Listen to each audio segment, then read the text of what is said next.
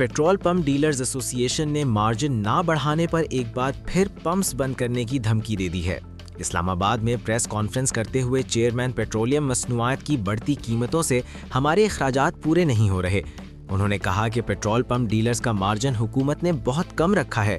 अगर petrol pump dealers का margin नहीं बढ़ाया जाता तो पेट्रोल पंप बंद करना होंगे और हुकूमत की जानिब से हमारे मुतालबात तस्लीम ना किए गए तो पंप बंद कर देंगे। प्रेस कॉन्फ्रेंस में रहनुमा petrol pump owners association Humayun Khan ने कहा कि हुकूमत ने पेट्रोल पंप डीलर्स का कारोबार तबाह कर दिया है। हुकूमत ने पेट्रोल की कीमतों में इजाफा कर दिया, लेकिन डीलर्स का मार्जिन वही है। हुमायूं खान ने कहा कि अगर हुकूमत ने डीलर्स का मार्जिन नहीं बढ़ाया तो पंप खुद ब खुद बंद होना शुरू हो जाएंगे।